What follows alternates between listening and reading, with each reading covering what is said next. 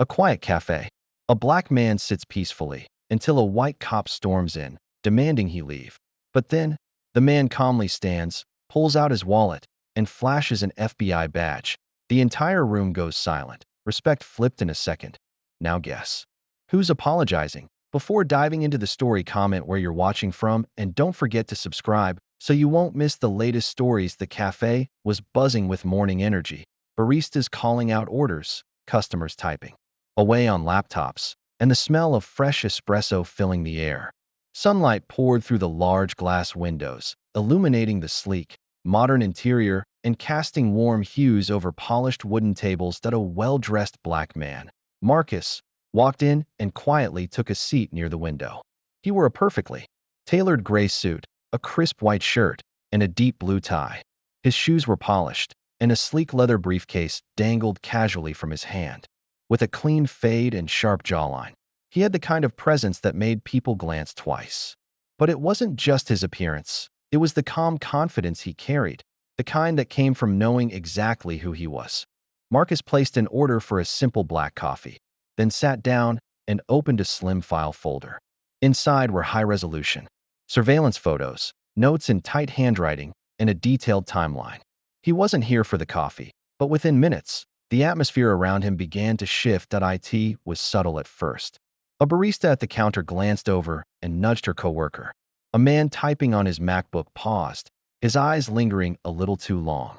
A woman near the back whispered something to her companion and lowered her voice when she noticed Marcus.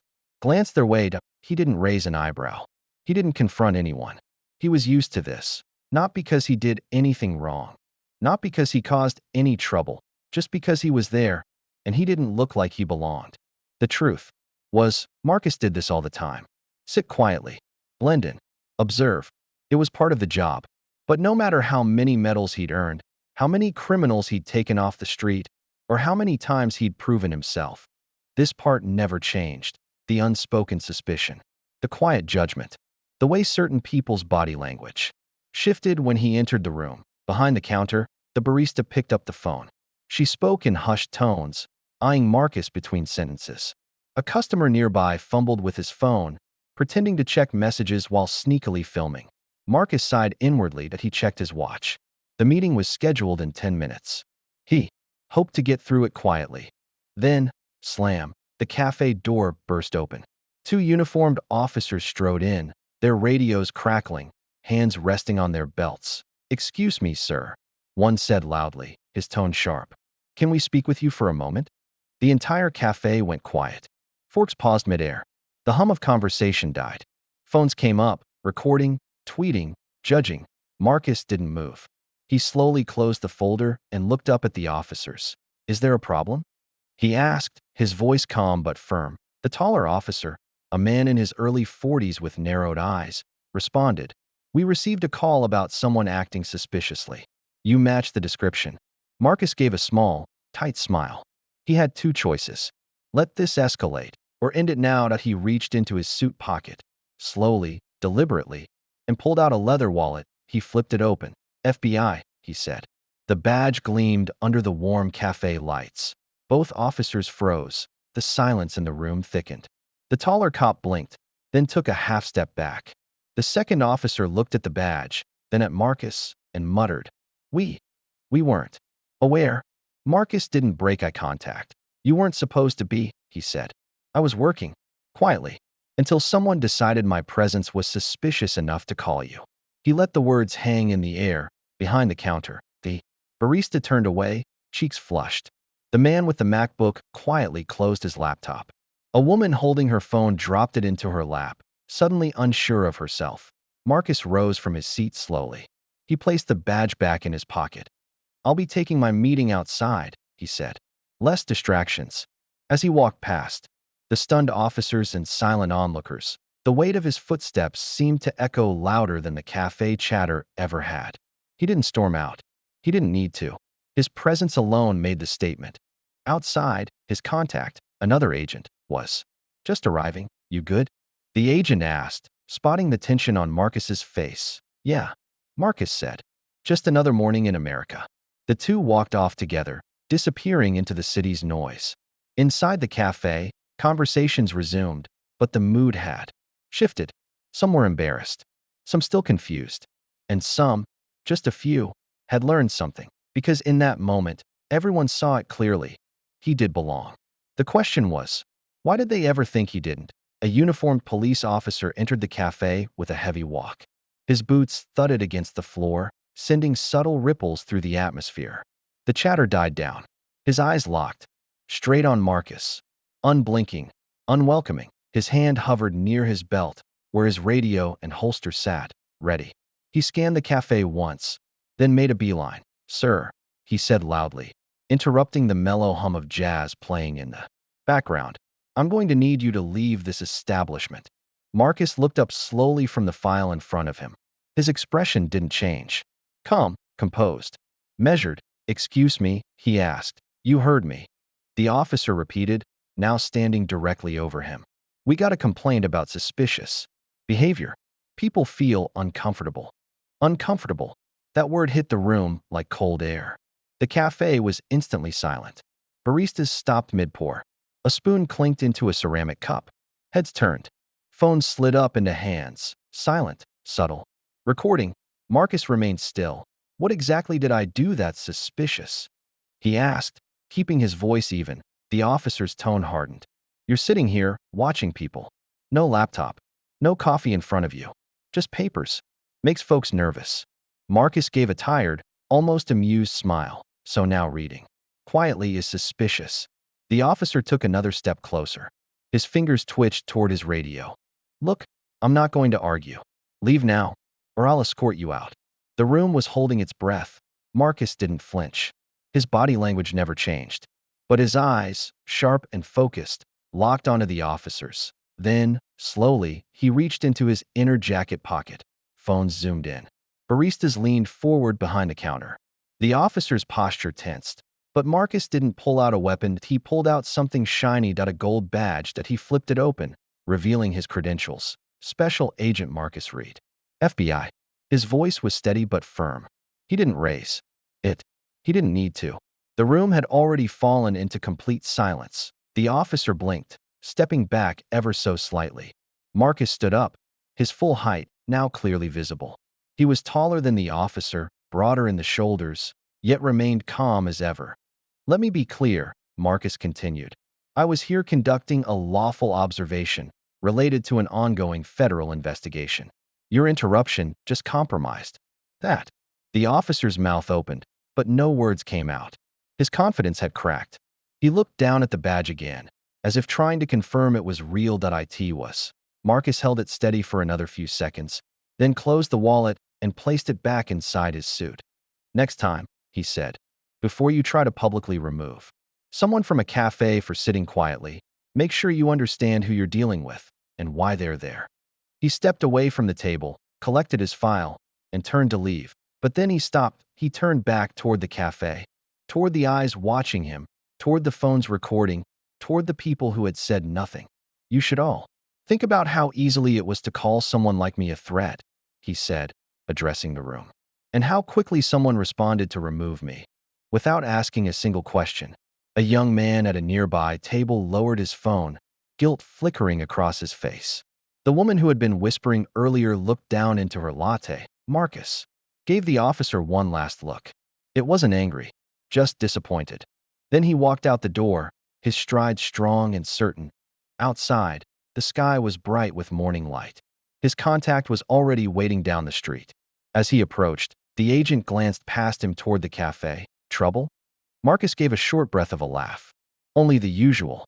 They walked off together, two agents going back to the job they were trained to do, protect the very people who too often saw them as intruders. Back inside, the cafe slowly came back to life. But something had changed. No one quite looked each other in the eye. The baristas worked quietly. The officer lingered awkwardly for a moment, then left, less confident than when he came in. And as for those who had watched, some would forget the incident by lunch, but a few would remember.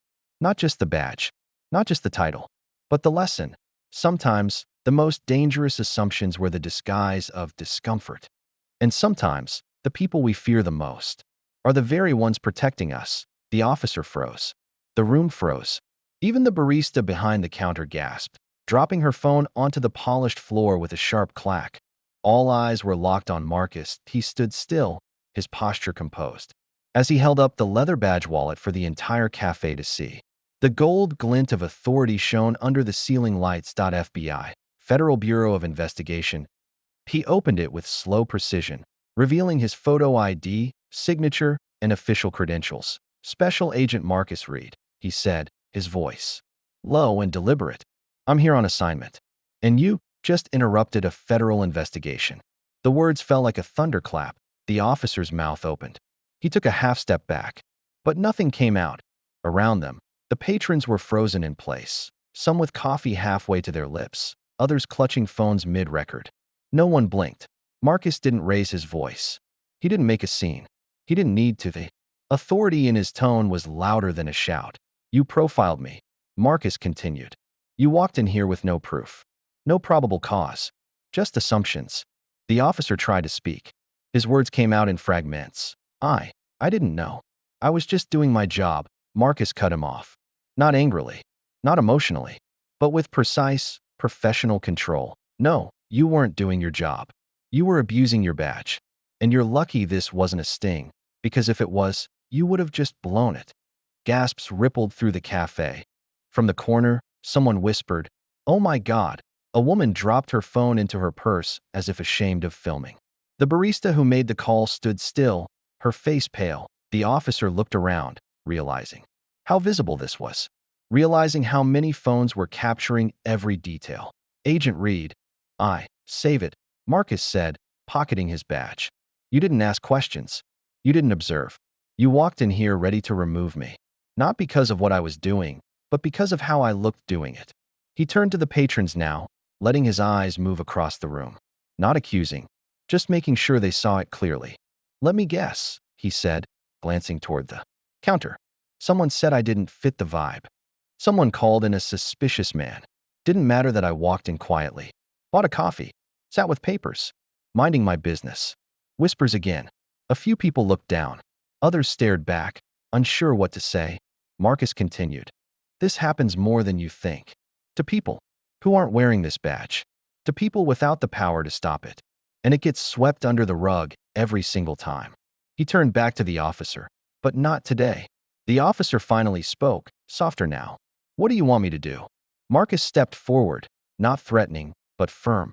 I want you to walk out that door, he said. Think hard about how you let your bias drive your actions. And maybe, just maybe, go back and ask your department why a well-dressed black man sitting quietly is automatically treated like a threat. The officer looked at him for a long moment. Then, he gave a slow, awkward nod and turned to leave as the door closed behind him. The tension in the cafe began to melt, but it didn't disappear. It lingered like a shadow, unspoken but undeniable. Marcus adjusted his suit jacket, picked up his file folder from the table, and looked toward the barista. That federal complaint line? You'll be hearing from someone. And it won't be me. It'll be internal affairs. The barista didn't say a word. Marcus nodded once and began walking toward the door, but just before he exited, he turned back. To everyone watching this, on their phones, he said, voice clear and calm, share the full video. Don't clip it. Don't twist it. Show what actually happened. Because this is the kind of thing people pretend doesn't exist. Then he walked out into the morning light. Outside, the world continued as if nothing had happened. But inside the cafe, nothing felt quite the same. People went back to their seats. Some deleted their videos. Others kept them, thinking hard, and somewhere, deep in the silence that followed, a quiet truth settled in. Sometimes, the badge doesn't protect you from judgment. Sometimes, the badge is the only thing that makes them stop. The tables had turned. Moments ago, the officer had entered the cafe with authority, with confidence, with assumption. Now he stood rigid, awkward, surrounded not by respect, but by judgment. Someone called about suspicious activity. The officer said, his voice faltering. I didn't know you were. Marcus stood slowly. Not rushed, not aggressive, just certain. He was taller than the officer, but he didn't need height to assert power. The calm in his face, the steadiness in his voice, that was authority. You didn't ask for ID, Marcus said. You didn't ask a single question. You came in ready to remove me because of how I look." The words were razor sharp, not in volume, but in truth. The officer's eyes darted around. He could feel it now, everything. The stares, the silence, the rows of phones silently capturing the moment. The weight of judgment that had once sat on Marcus now pressed fully onto him. The cafe no longer belonged to him, or his badge, or his assumptions that IT belonged to the truth. Marcus took a slow step forward. Not threatening, just closer. Measured. Human. That he leaned in slightly. "Imagine if I wasn't FBI. Imagine if I was just a man having coffee. Would you have treated me the same?" The question hung in the air, thick and unanswerable. Silenced. No one in the room said a word. Not the barista who had made the call. Not the customers who had whispered. Not the ones who had sat in quiet agreement just moments before. The officer took a step back. His eyes dropped to the floor. "I apologize," he mumbled.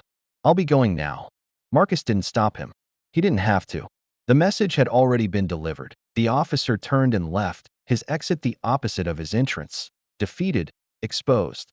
The cafe door closed behind him with a soft click. Inside, no one moved. Right away, the buzz of espresso machines didn't start back up. The music didn't resume. The air was still holding its breath. Marcus stood there, composed, aware of every pair of eyes still watching. That he turned to the room.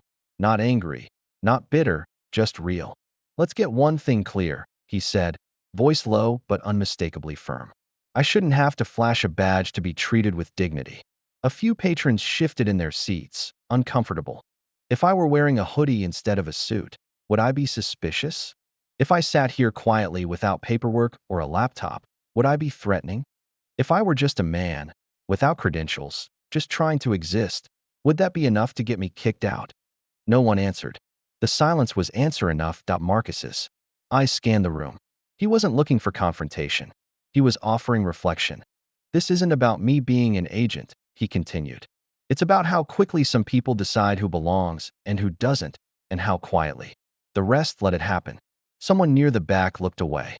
Another lowered their phone, their expression shifting from curiosity to shame. "Today," Marcus said, "you watched someone get profiled and publicly challenged without cause. And the only thing that saved me was a badge. But what about the people who don't have one? What happens to them?" Again, no one spoke. But some nodded. Softly, slowly. Marcus glanced back at the table where he'd sat, his coffee untouched, his files closed. The work he had come to do had been disrupted. But something else had been accomplished. He had made them see it. He took a breath, then began to walk toward the exit. As he reached the door, he paused one last time. "Next time," he said, turning slightly over his shoulder, "don't wait for a badge to believe someone belongs." Then he walked out, letting the morning light wash over him. Outside, traffic hummed. A couple walked by, laughing. The city moved forward, unaware of the storm that had passed through a quiet cafe. Inside, conversations slowly resumed. Machines hissed. People returned to their routines, but not quite the same. Because once you see injustice up close, it's harder to unsee it. And for everyone who watched Marcus walk away, the message was clear. He didn't need the badge to deserve respect. He needed it to prove he had a right to sit and breathe. And that was the problem. As the officer turned and left the cafe, the mood shifted like a gust of wind had passed through the room. The tension that had wrapped itself around every table, every chair, every steaming cup of coffee suddenly loosened. People exhaled. Heads turned. Emotions hung heavy in the air. From a nearby table, a woman in a cardigan leaned slightly forward, her voice soft but sincere. "I'm sorry you went through that," she said. Marcus glanced her way, offering a small nod in return. There was no bitterness in his expression, just quiet recognition. A man across the room, still holding his phone in his hand, added, "That was messed up. Glad you stood your ground." Marcus said nothing at first. He simply sat back down, placing his file folder to the side. His coffee sat untouched, now lukewarm. But the respect in the room, it was warm. Loud even. Not in sound, but in spirit. No one applauded. No one tried to make a speech. But the silence had changed. It was no longer the kind you fill with suspicion. It was the kind you hold when you've witnessed something that makes you think deeper than usual. Marcus hadn't come to the cafe for attention. He wasn't there to make a point. He came to do his job, quietly, efficiently, but when assumptions stepped into the room wearing a badge, he had a choice to shrink, or to stand. He chose to stand. And not by shouting, not by getting angry. He chose to let truth speak, because Marcus didn't flash his badge to show off. He flashed it to expose a truth that too many people live every day. A truth that starts with a glance and ends with a judgment. A truth that says you don't look like you belong here. Too many people are judged by appearance before they ever say a single word. Marcus didn't need to yell. He didn't need to throw punches or make threats. He just held up a mirror and let the world see itself. And that moment, that single moment of calm defiance, rippled far beyond the cafe. The video went viral, not because it was dramatic, not because it ended in violence, but because it didn't. It was real. A silent, everyday injustice caught in the act. A quiet act of strength in the face of loud ignorance. People online didn't just share it, they talked about it, debated it, reflected on it. Some praised Marcus for his restraint. Others were forced to confront their own biases. Teachers played the video in classrooms. Corporate trainers added it to diversity sessions. Activists used it to spark dialogue. The clip wasn't flashy. It was just a calm man being unjustly challenged and holding his ground. And maybe that's what made it so powerful, because we've seen loud resistance before. But quiet resistance? The kind that sits still, with dignity and truth on its side, that stays with you. The cafe eventually returned to normal. The baristas went back to pouring lattes. The regulars found new conversations. But the air always seemed a little different after that day. A little more aware, a little more watchful, a little more humble. As for Marcus, he finished his assignment. He moved on to the next case, the next city. That's the nature of the work. But his story stayed. That video, that moment, it still lives online, still circulates in comment sections, news reports, and social feeds. Still makes its way into conversations whenever someone asks, does racism still happen like that? And every time it does, someone drops a link. Every time, someone watches Marcus calmly hold his badge. Every time, someone hears the officer stumble over his assumptions. Every time, someone sees the truth play out in real time. Because sometimes, power doesn't come with sirens or weapons. Sometimes, it doesn't wear a uniform at all. Sometimes, power sits quietly, sipping coffee, waiting for ignorance to show itself. And when it does, it doesn't scream. It just speaks, clearly, truthfully. And that's more than enough. Thanks for watching. If this story moved you, don't just scroll, share it. Subscribe for more real moments, powerful voices, and stories that reflect the world we live in. Because sometimes, the quietest stories speak the loudest. See you in the next one.